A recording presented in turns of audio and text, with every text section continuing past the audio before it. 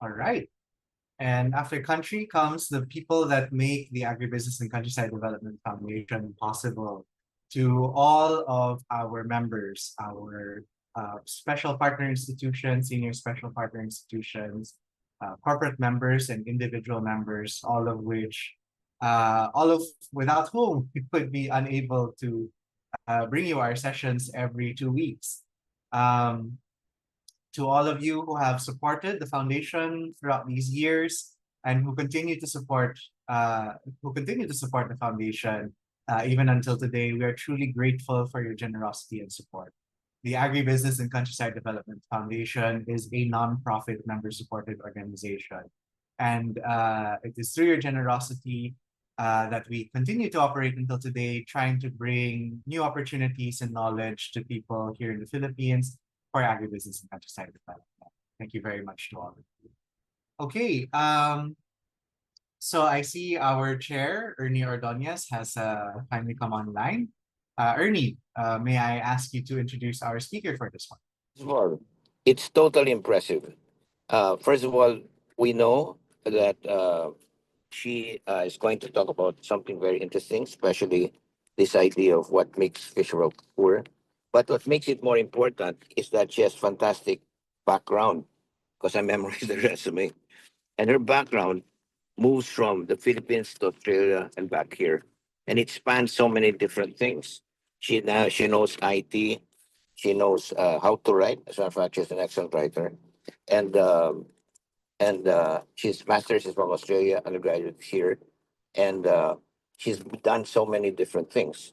And what is good about it is that aside from being a seafood curator and a supply chain expert, writing all kinds of things in agriculture and development in the Philippines, she did a few different things in both in Australia and here. And with that kind of background, it's truly impressive that she's now devoted herself to do it in the Philippines and use all this skill here. Now, what I'd like to do is request her to do what we request other people. The first 5 minutes, instead of launching into your talk, I'd like to request you to give 5 to 10 minutes about how you got into this with a bit of your background in Australia and here, and how you got interested in this because you want a personal connection. Because after this, you want to continue working with you, and then after you do your personal background, what you did that made you come to this mission of yours is during the talk, tell us how we can help you, because our idea is not just to get information, but to help you spread the good you're doing, so you can tell us what to do. And we're a mix of businessmen and bankers and agriculturists and all that, right? So and finally, please give us your number, because thanks to the new board, well, they're not so new anymore, but headed by Julius, we've gone from 35 live to 1,400 around the world, right? So per month, right? So it's my honor to introduce to you our speaker, and she will, of course, her talk is fried to fork, but it's fascinating. And with her background, her phone number, and her mission to uplift the poor, as a matter of fact, that's one of her things. Um, we'd like to welcome her to our session, and we're honored because the first one's a dynamite woman doing it. First one for the year. Please take it away. And that is my introduction. Thank you very much. Twinkle, please go ahead. Thank you so much, Sir Ernesto. Good morning, everyone. Thank you to Julius, no, for inviting me here. So I'm actually currently based in Cagayan de Oro. So I've always been based in Mindanao. And I am 36 years old. So I've been doing this since the age of 15. Because in our industry, in fisheries, kasi, when you're a dispatcher, which is what we're called, in the English word it's called a fishmonger. But in the Philippines, we're actually technically called dispatchers. So we operate in this area called the fish brokerage, which is the primary consolidation for seafood. So my background has always been in sales.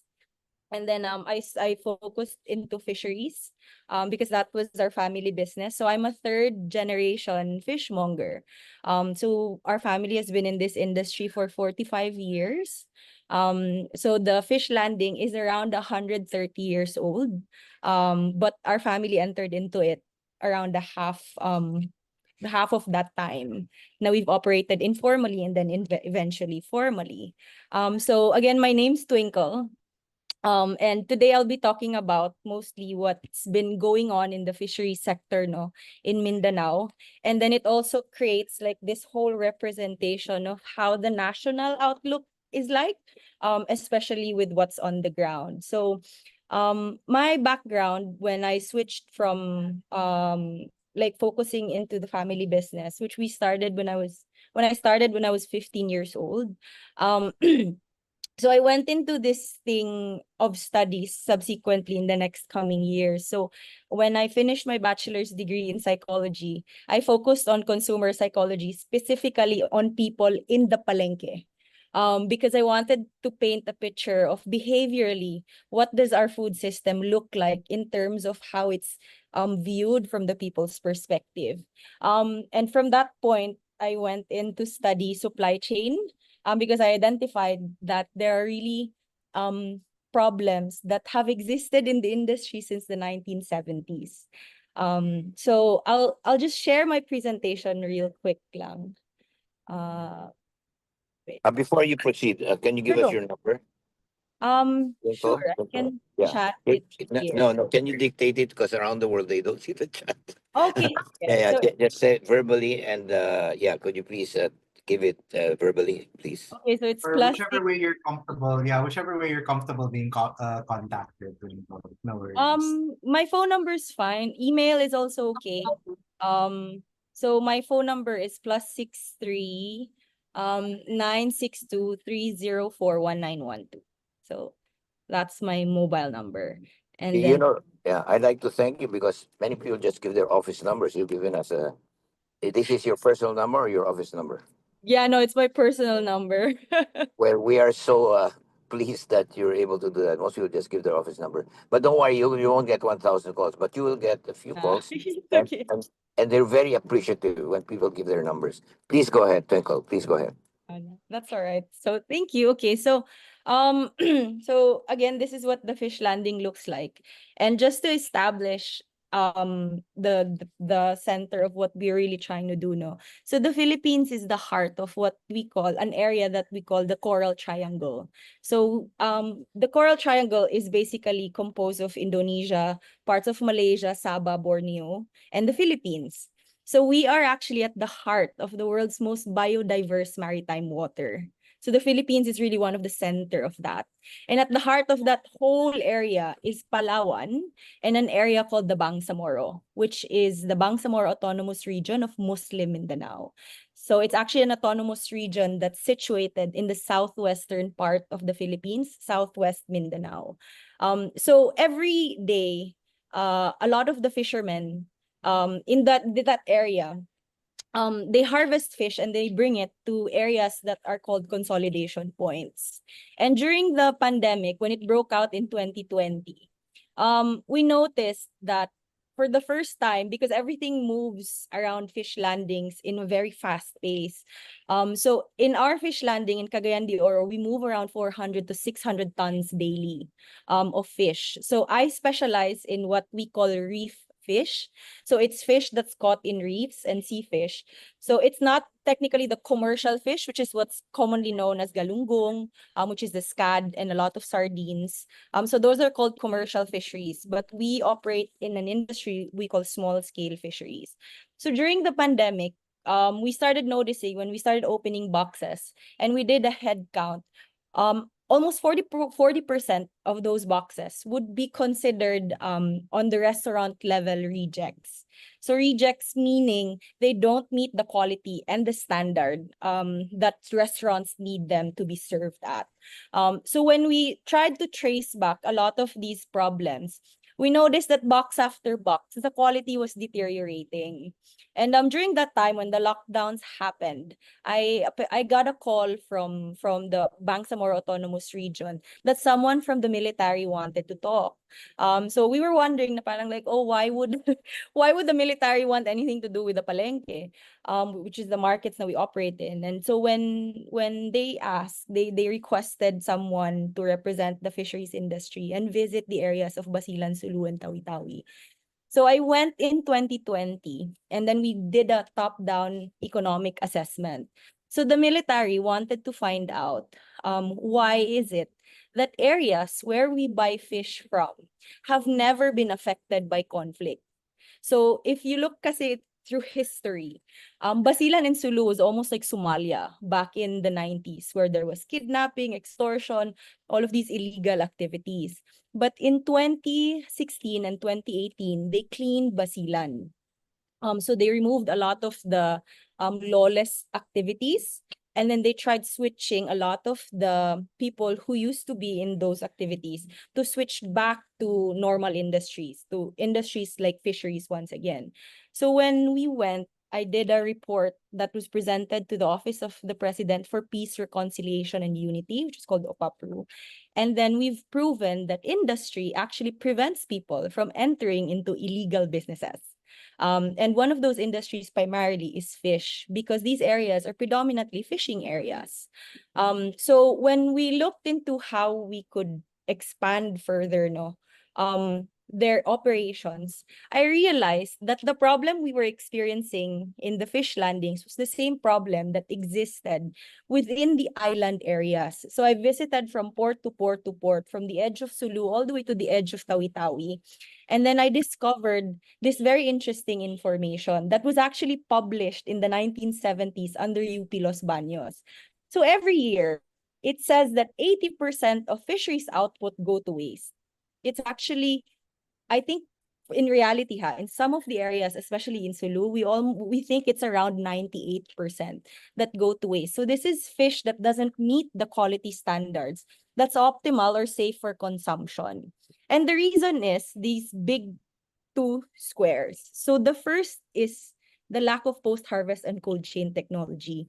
So the problem with cold chain is you need power, diba? To power all of these facilities. The problem in the areas is they are called spag areas. So they run on fuel power generators, which in turn makes the cost of the electricity really high. And then the other thing is the adaptation of technology for the fishery sector never really caught on. So the primitive way by which fish is harvested, packed, transported has still been the same process that we've been doing since 1962. So it hasn't updated. And then the second part is also the processing techniques. So when fish is harvested, normally it goes into what we call a bukag, which is a rattan basket. So the rattan basket is used as fish containers to pack all of these fish. So for the longest time, the Bureau of Fisheries has always pegged the poverty of the sector in changes in supply and demand, which in turn, actually, they blame the trader. So a lot of the DA would say na parang, oh, it's the traders that are cutting the legs off of the producers. When in fact, in the fisheries industry, it's not. Because traders cannot sell high quality goods at good prices if the quality is poor. And most of the quality at 80% is actually poor. So it doesn't merit the really high price that we would like the fish to be traded in. So the second problem is, when I went around looking for this data, there are 14,000 municipal fish ports in the Philippines, since we're an archipelagic na country, diba? Now, most of these fish ports actually exist in areas that are in blue, which are considered spag areas. So under the Department of Energy, they can't grid all of the areas in the Philippines since these are really remote islands. So what the DOE is only able to do is to provide fuel power generators to these areas. So some of the areas clock in their per kilowatt cost at 16 pesos. So if you run an ice plant, if you run a cold chain, the loss or the cost to just keep it in storage is far higher than the value of the product, which doesn't make sense. For example, you're trying to consolidate sardines. Sardines is only 30 pesos and you're paying 16 pesos per kilowatt. So it doesn't make sense economically for not just the government to invest, but also for the local economy to invest in it, because fuel prices go higher and higher. So now the 276 SPUG plants in the Philippines that was established under this program by the DOE.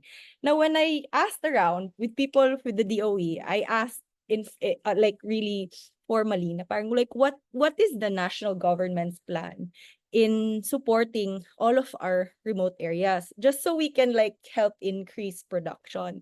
And they said na ma'am, the problem kasi with the SPUGS program was when it was made, the assumption was fuel costs will never go beyond 42 pesos. And I'm like, so what are you talking about? We're already at 54 pesos now.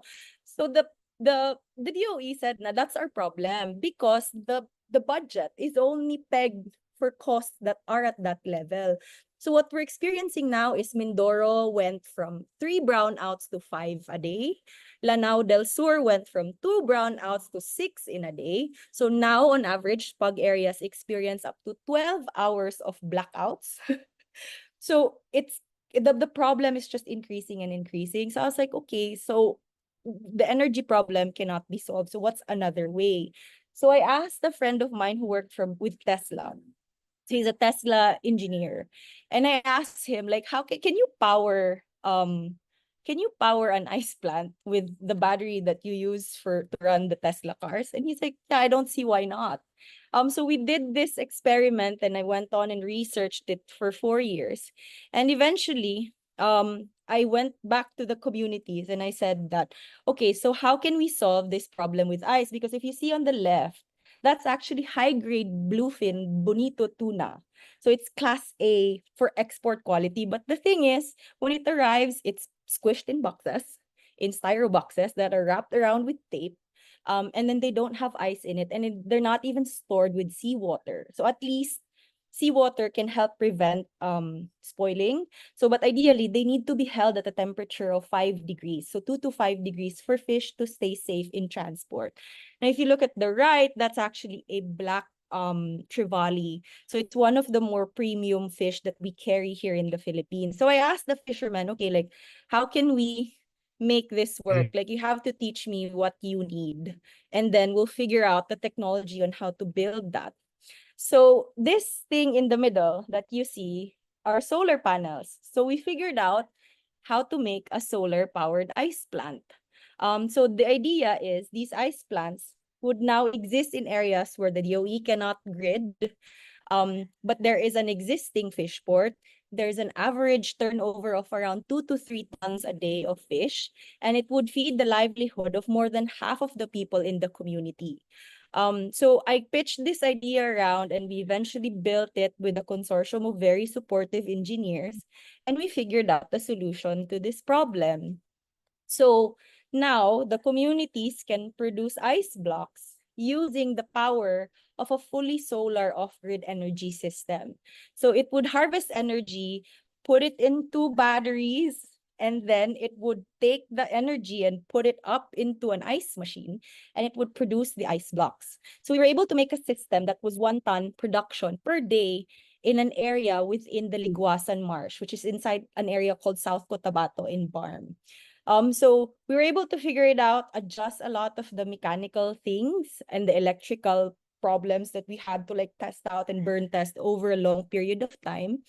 And then the first unit was actually purchased and financed by the United Nations Development Program.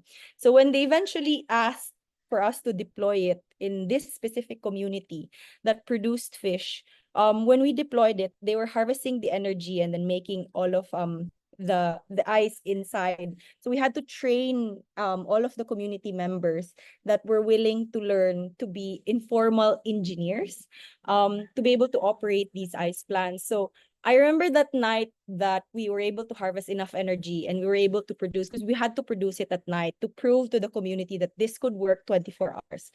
So the moment that we pulled out the ice, everyone just started clapping. And then there was a huge standing ovation outside because people were so shocked that, oh, we're able to produce ice in a very far area within the middle of a very remote marsh in Mindanao. So we kept training the community that lasted up to 1 week. I think it was 5 days, and we had a graduation after the 6th day. And then we now had operators. So we helped graduate the 5 first operators of the solar ice plant.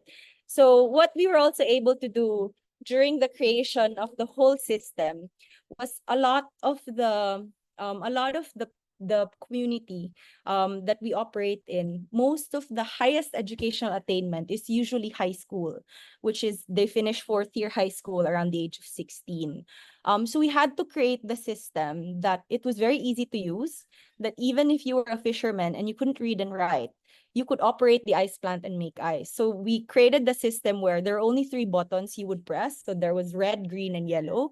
Green means to start, yellow means you're ready to harvest or slowing down, or red, there's an error. So all of the system is connected to a centralized data consolidation point for us. So we monitor a lot of these ice plants remotely now, because most of them are actually in the barn. So when they produce ice, they run it through an ice crusher, and we teach the community how to pack properly. So it's fish, 1 inch to an inch and a half of ice, and then fish again, and then an inch and a half of ice. So that way, there's like a lasagna of fish and ice and fish and ice. So what it does is it doesn't bruise the fish. It keeps it at the proper holding temperature of 2 to 5 degrees. And then number 3 is they can extend the amount of time by which they can store it and transport it and eventually trade it. So now the communities, they would only sell before to closer fish markets, and then they would lose money because there isn't a huge traffic market in that area. So now they're able to bring it to larger cities. So it increases their profit and also increases the business by which they can scale. Okay, so now we're able to receive more of really high quality fish that enters from the Barm area to Cagayan de Oro, to Cebu. We were able to ship a lot of them to Manila, to Davao, to really premium restaurants so they can access this fish. Because when I remember when I lived in Australia, I was like, oh my gosh, our fish is actually better in the Philippines. Like, but it's just that technology, handling, education was always the gap by which we could break through from the quality that we had to the quality we want to get to. So the people from the UN was able to document it. If you look up on YouTube, there's actually a video that they made of the whole community and why they were very keen on supporting us. So if you see on the left side, the lady on the left, she's actually the head of UNDP International. So her office is based in New York, and she was the current director, like the director of directors within the UNDP. And then I remember her saying that, this is the technology that she wants in Sri Lanka because she's from Sri Lanka. And she was saying that, this is a problem that doesn't just exist in your country. It actually exists in areas like Indonesia and Malaysia and even places like Sri Lanka. And I didn't know until that point that Sri Lanka was around 70% marshland. So that's also a big problem that their communities are facing. So she was really glad that we were able to put it up in a remote area within BARM. And then on the right is Director General Pen Patirasa, who's the head of fisheries in BARM.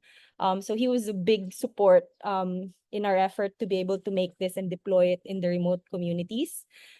So now we're able to bring this kind of quality now to a lot of supermarkets, to a lot of trade areas that the people, the communities consolidate in.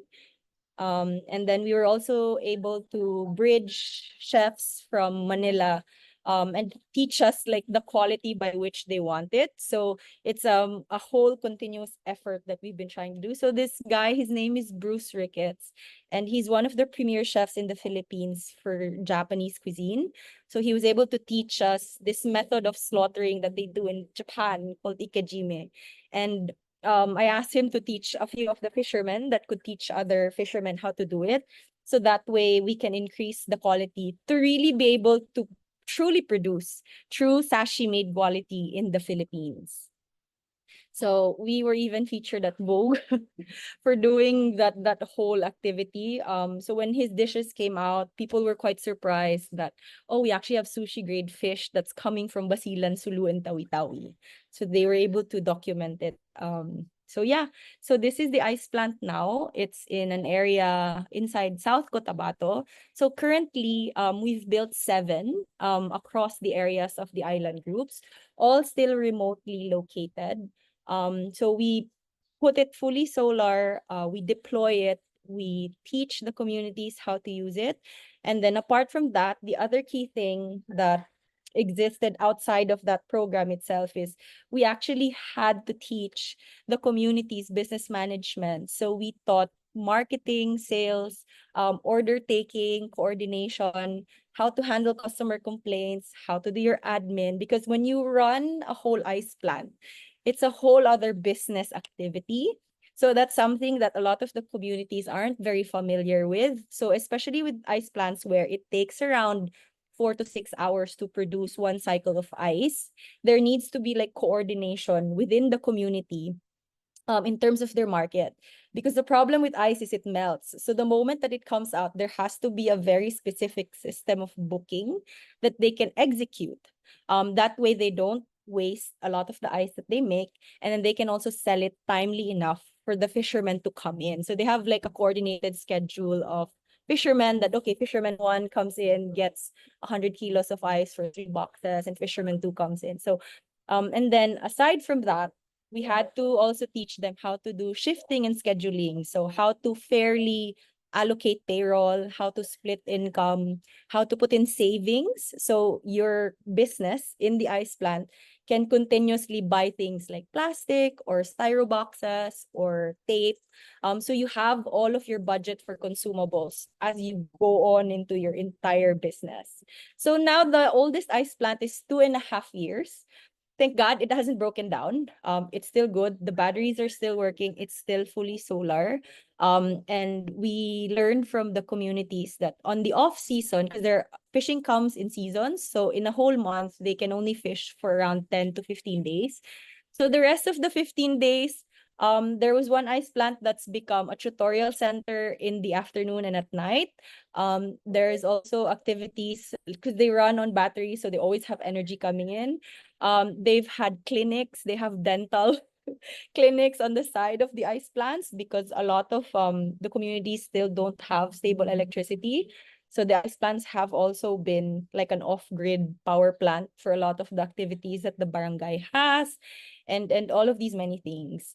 So if you have a chance, and if you ever want to visit Barm and you're curious about the amount of wonderful seafood that the Philippines has, the ice plant is a good place to visit because they're not just very organized, but they're also welcoming guests now, because they can actually present a lot of their food and a lot of their harvests properly.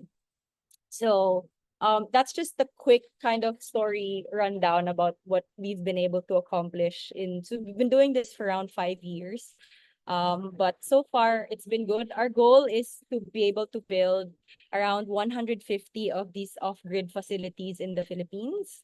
And to continually encourage people to not just turn to clean energy, but to also like create solutions that are really tailored fit to the people who need them the most. So it's a lot of problem solving. It's a lot of very deep listening to especially what the people need and how they need it.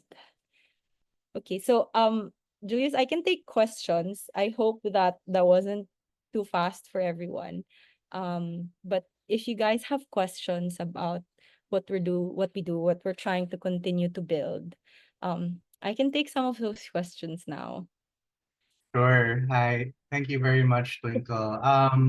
Just for everyone's just for everyone's information, I met Twinkle at the World Food Expo last year where she was a speaker and I was a moderator. Um, and it's a really impressive undertaking working with I think I'm not wrong in saying Twinkle, some of the poorest communities in the Philippines, no? And maybe some of Yeah. the most marginalized and misunderstood. So really, when I had asked Twinkle to come and speak, hindi pa tugma yung schedule. So thanking everyone for your patience. So I was finally able to get Twinkle here. Okay, so maybe yeah, we have quite a bit of time for a few questions. So before we move on to the Q&A portion of our formal session, just a couple of reminders. So in the formal session, since our time is limited, I would like to ask people who ask questions, limit yourself to one, please. And then I'll allow maybe a follow-up question if it's very related to your initial question. But let's try to give as much opportunity as possible for people to, as many people as possible to ask questions. Second, let's please refrain from the it's not really questions, more a comment. We're here to let's try to, especially for the benefit of those that will be seeing this online, to really ask more questions, get more information out of Twinkle. We can reserve, our own experiences and other things like that for the informal session since you're here. Now, if you want to ask your questions, please, if you're on computer, you can look at the bottom of your screen. You'll see a little heart that says react. And then if you click that, there should be an option that says raise your hand. So you can see, for example, myself or Julien, I see you've already raised your hand. We have a little yellow hand over here that shows that you ask questions to line you up for questions. Otherwise, if you're on Android or iOS, you're on your phone, either look for the three horizontal lines or the three dots. If you tap that, it should show you the option for React. You tap that, it will also show you your option to raise your hand. Barring that, if it's very, if you aren't able to finagle that, you can type your question in the chat box. Milkor already has a question in the chat box. He's the very first one, so I'll get to him first. Failing all of that, I'll just ask all of you to help me if somebody's trying to catch my attention. Like if you've turned on your video and you're like, Julius, I have a question. Just to let me know that someone's trying to catch my eye. Okay, so with that, I'm going to ask Melkor first, as you already put the question in your chat box fairly early on. Melkor, please. You're mute. Sorry. Hi, Twinkle. Hello po. Hi. My question is, do you process yung fish? So currently only one community is processing. So but what they do kasi is they just got gill and the bone, and then they vacuum seal it and pack it for restaurants. So a lot kasi of the higher price trading occurs within the restaurant industry domestically. So we've been aiming for more high-end restaurants. So that's kind of the quality that they need it in. But the thing kasi with processing is like for example, like canning and all of that, they do need a three-phase energy system, which a solar power plant right now cannot do. So our limitation kasi, sir, is we can only deploy a certain size in very remote coastal areas because they don't have the ports that are necessary for us to transport the units in these remote areas. So right now, only one community is processing just because they are within mainland Mindanao, and it's easier to transport. Cost is also lower for them to transport as well. So it's always been a cost consideration. Yes. Right now, we have a small shop factory in Giwan, Samar. We are using a single line phase for a three-phase motor. Oh, so you have the step down na inverter. Yeah. Using this capacitor. Yeah. So the problem kasi Okay. with that, sir, is we have refrigeration technology requires surges of energy. So it surges really high. So we've tried it, pumutok, so it exploded. One of our inverters exploded when we tried putting in a higher powered machine to run the cold chain. So that's still the sort of the mechanical Yes. thing that we've been working on. Thanks God, you're using the solar power and the solar panels. The cost now is 10% with what it used to be 10 years ago. Yes. Uh, Our cost of ice to produce is around 6 pesos per kilo. So I asked si Mega Shipping, they were like, Twinkle, you're expensive. We're only at 1 peso per kilo. And I'm like, sir, but you're a large scale fisheries operator. We're small scale fisheries. So right now, what happens is at 6 pesos, so the plus 6 pesos per kilo, they can now trade lapu-lapu from 200 wow. pesos per kilo to 360 per kilo. So Yeah, imagine that's good. 160 pesos na Yes, yes. for the cost of ice. So that's how we were able to justify the expense ng solar. Okay. Yeah. Yun, that's all. That's all my question. Yun lang. Thank you, Thank Twinkle. you. All right, thank you very much. Next, we have Jillian. Jillian, nice to see you here. Yes, hello, good morning, everyone. Thank you, Twinkle, for your presentation and your initiative. Actually, you almost answered part of my question, but I would like to ask the cost of the power plant, Okay. I mean the ice plant globally, and and my second question was how do you create value? So you said the additional 6 pesos allow them, and how do you monitor that and yes. Okay. All right. So right now, when we made the first version of the ice plant, it was at 3 million pesos for 1 ton of production a day. Now we were able to upgrade a lot of the technology. Now we're able to produce up to 4 tons a day for the same price. So at 3 million, if you look at that, the increase of income within the community is quite high. That the break-even point for the purchase of the ice plants is at 1 year and 3 months. So that's around 12, 15 months to break even. So you're able to cover operational costs, payroll, tax, and all that stuff. So that's why when UNDP came in and they wanted to finance the first 5 of the ice plants, it was more so of like an economic test that we wanted to do and what the true numbers are. So that's kind of the ROI rate. And then the ice plants can operate up to 10 to 12 years with the proper maintenance. So that's also something that we do as a service. So on year 2 onwards, we offer the annual servicing and the annual cleaning for all of the ice plants.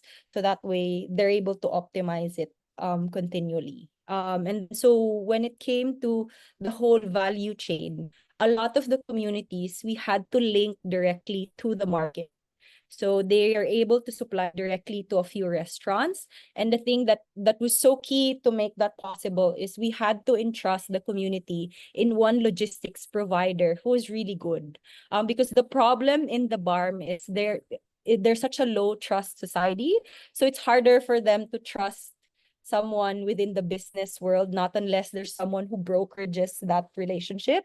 So we had to bring in a logistics provider and give it at the proper cost and then deliver it to the customers straight away. So the customers would then give us the feedback of how can this community improve this and that and that. So that feedback loop never cuts. And then so we monitor all of the sort of costs in the middle.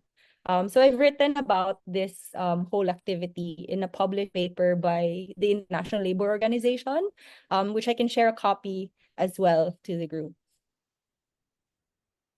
Okay, thank you. Thank you. Okay, thank you. Right, thanks very much. Next, we have a question from Angela. Yes. Hello. Good morning. I'm Angela from the Foundation for Economic Freedom. I'm attending on behalf of Sir Toti Chiquiamco. Twinkle, thank you for sharing that. I learned a lot. I would like to ask about the solar panels that you use. Are they locally sourced or sourced abroad?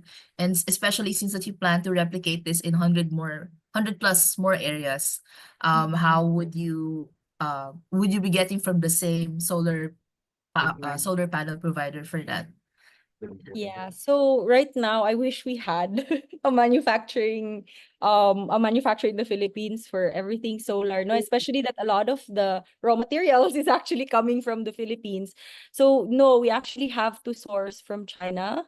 So we use monocrystalline panels, and some of the areas are actually now trying this new solar panel called the bifacial panel. So it not only harvests at the top but also at the bottom. So it harvests twice the amount of energy that a normal solar panel would. So we have to source them from China, and they're quite large. large. So they're at 500 kilowatts, I think, per panel.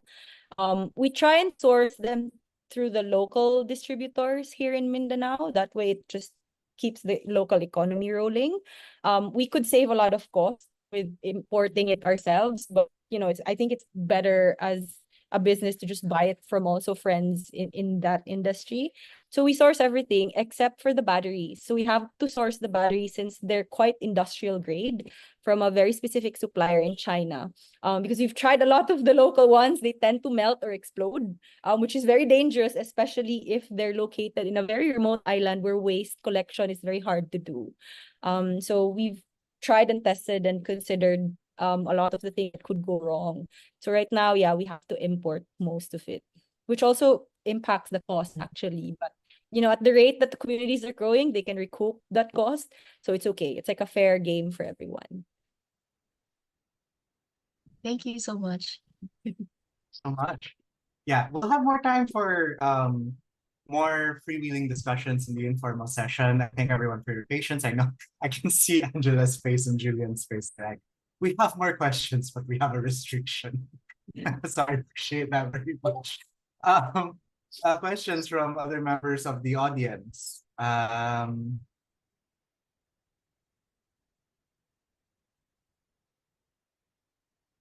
Anyone? I think I see some friends from Cesar has raised his hand. Cesar, please go ahead. Twinkle, thank you very much for an interesting presentation and for your achievements. I have two questions, but just limited to one first. Do you see a problem as to dwindling supply or anything in your source areas? Is there a problem in dynamite fishing, or is the fish supply expanding? Okay. Sige. So in terms of fish stock, we actually do report to the Bureau of Fisheries and then the Ministry of Agriculture, Fisheries, and Agrarian Reform, which is the two separate offices under BARM. So far, it's not our local harvest that is the current issue. So we've never had problems with dwindling stock because we operate more so on small fisheries.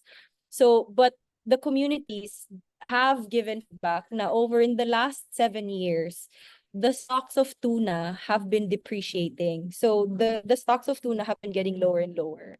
And a lot of I have a friend in the Navy who was saying that since the occupation of China within the West Philippine Sea, we have experienced, and we can actually attest to this, the fish stocks for tuna have gotten lower and lower and lower each year.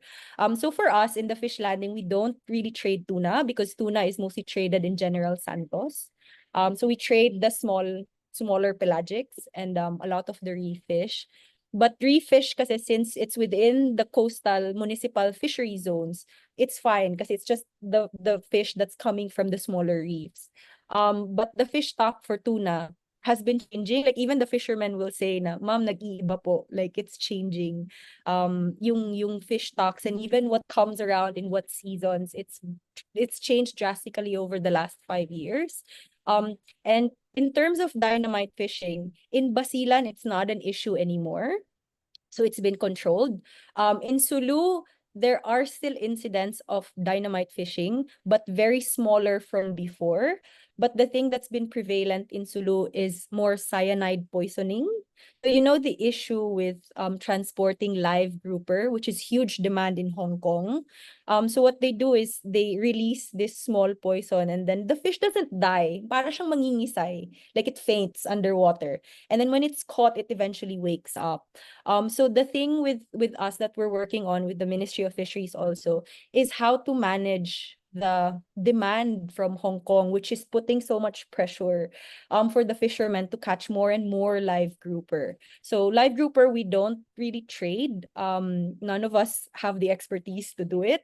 But one of the key problems right now that the Bureau of Fisheries is facing is not just dynamite fishing anymore, but more cyanide poisoning. What percentage is the tuna to the total catch of those affected by supply limitation? I think tuna, I'm not sure what the exact number was from the PSA from last year, But the fishermen would say that it's more than half that they were able to catch compared to before. So the problem kasi with tuna, sir, is because it migrates from the north of Luzon, which is Batanes, and moves down to Palawan. And then it breeds within the areas of Basilan, Siluta, Bitawi, which is the heart talaga of that reef. So in order kasi for tuna to breed, they need to keep eating. So that's why the fish stock in Basilan, Siluta, Bitawi is quite critical. But since if you destroy kasi the coral, you cut the highway of tuna that passes from the north of the Philippines to the west. So since that has happened, and this is such an interesting fact, but the tuna has slowly migrated to within Philippine waters. So before kasi, fishermen from Mindoro, Samar, Leyte would rarely catch tuna. But now, it's moved. That's why when I spoke to si Sid Velayo, who was the head of the Bureau of Fisheries, I was telling him like, Sir Sid, alam mo, kawawa yung General Santos because industry could collapse because your movement of tuna is moving north. So the consolidation of tuna now has to be in places like Tacloban and not Jensan anymore because imagine you would travel twice the distance to consolidate fish that isn't even caught there anymore.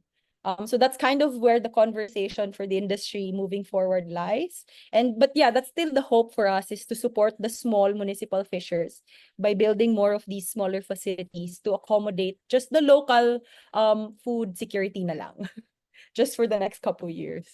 Thank you. Thank you. Thank you. Okay. So yeah, thanks so much. I think we have time for one more question before we end the formal session. Is there anybody else who would like to ask, or maybe I can ask Ernie to have a bit of a last word before we close up the formal session? Usually Ernie likes to do that. Ernie?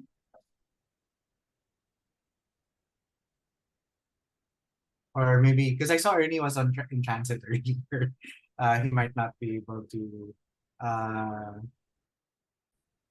ask us about things. Anyway, any final questions? Otherwise, I'll ask a question and then we'll sort of close out the formal session and move on to the informal session. Okay, I'm not seeing anything. All right. So in any case, yeah, I think a lot of the questions and the information that you brought us is very interesting.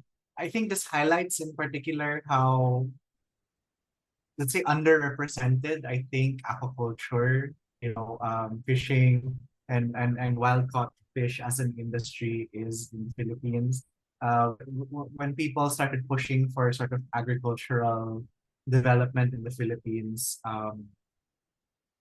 the major focus tended to be on, like, let's say, crops, so mostly agronomy and horticulture, and then livestock and poultry development.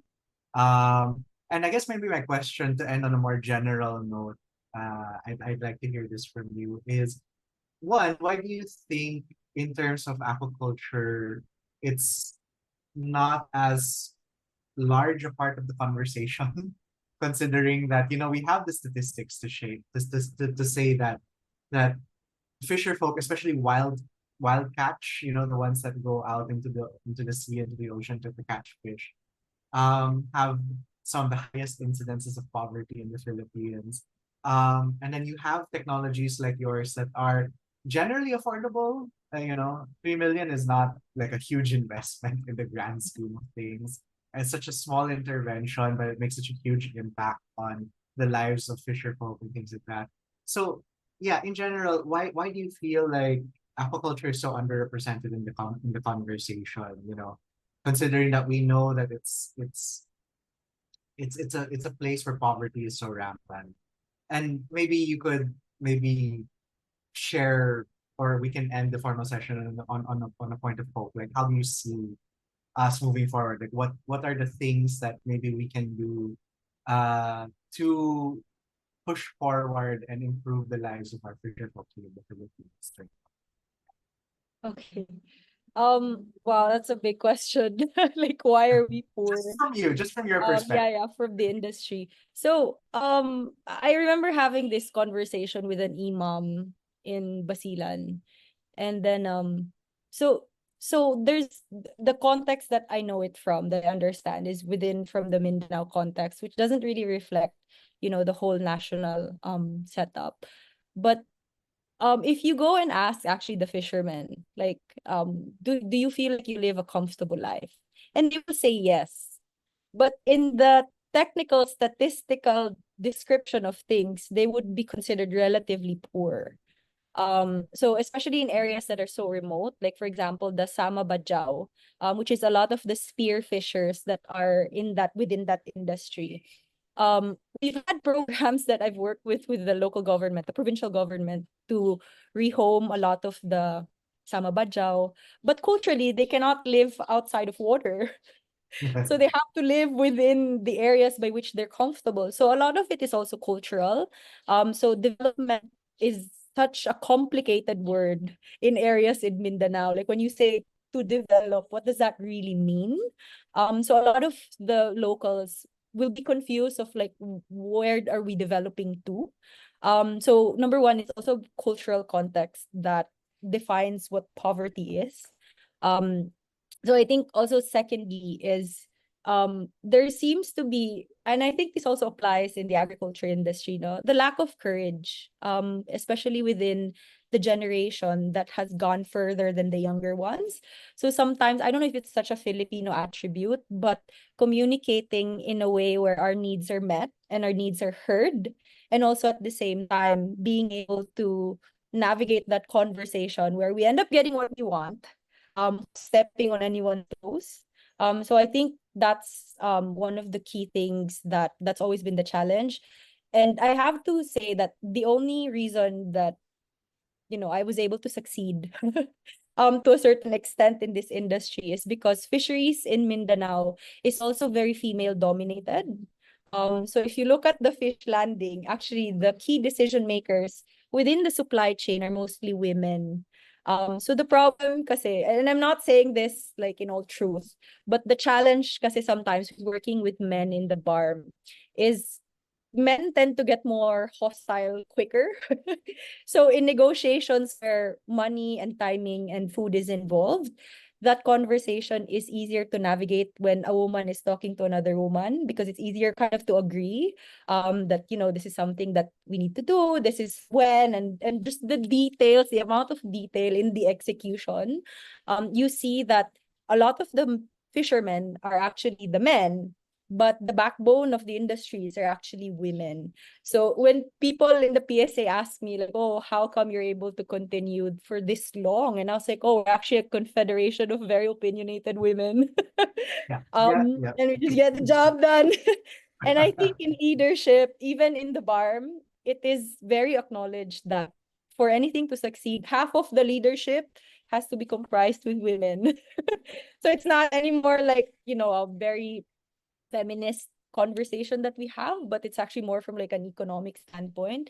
And I think that if we put more women in leadership, I think the conversations would be easier to pacify, and things could also get done in a more like systematic way, especially in the Philippines, where women are really like a lot of the prime movers. So I think that gender equality, like opportunity within the industry has to exist. Like women need to step up more. And I think looking into the future, we really need more problem solvers. I think this is just me like speaking from my experience.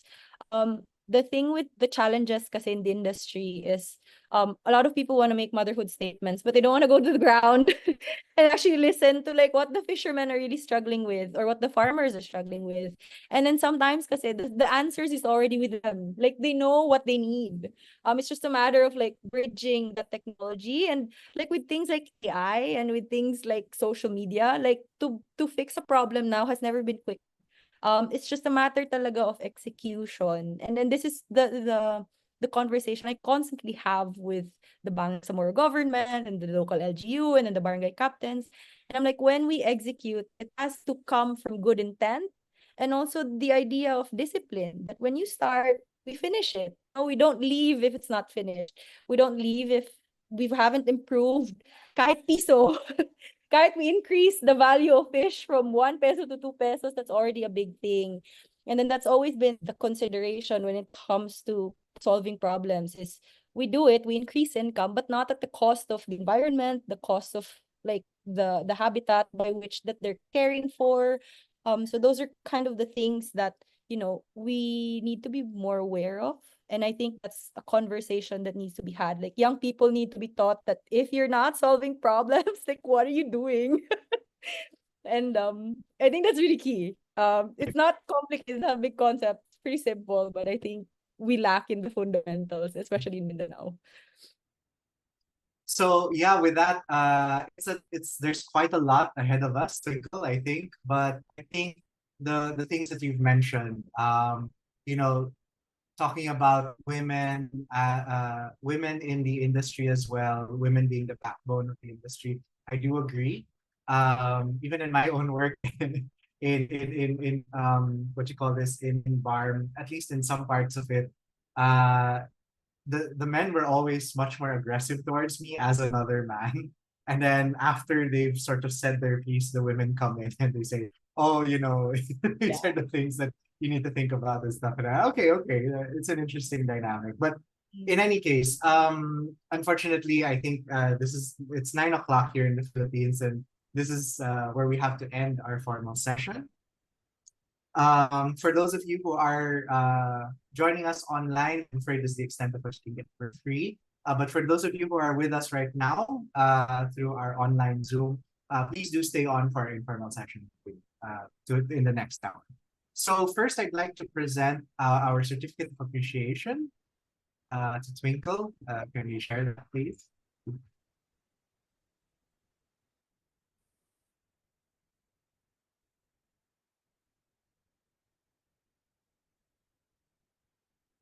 All right. The Agribusiness and Countryside Development Foundation, in partnership with the Management Association of the Philippines, together with all of our members, our special partner institutions, senior special partner institutions, corporate members, and individual members, all present the certificate of appreciation to Ms. Twinkle Floro for her invaluable support in the advocacy and promotion of agribusiness and countryside development, and for her commendable and unselfish services rendered to this foundation as our resource speaker. Given on our first online meeting of 2025, this 28th of January in Pasig City, Philippines. Signed, Ernie Ordonez as our chairman and myself as president. Okay, so with that, once again, if you are joining us here in our online meeting, please do stay on for our informal session. But if you are joining us online 2 weeks later through our social media uploads, I'm so sorry. This is the extent of what you can get for free. The Agribusiness and Countryside Development Foundation is in partnership with the Management Association of the Philippines, and we are a non-profit member-supported organization. If our session today has brought you any value, perhaps you also work in the aquaculture industry, wherever you are in the world, perhaps you're dealing with communities that don't have access to this technology and see the value in this kind of technology, please do feel free to reach out to us. Leave a comment in down below. Our links are in the description. You can email us if you have questions for Twinkle or you'd like to know more about the foundation. We'd really love to hear from you.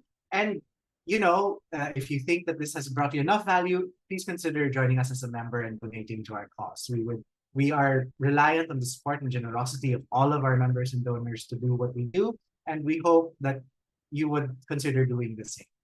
Anyway, we'll see you again in our next session. Thank you very much for joining us, and have a great day.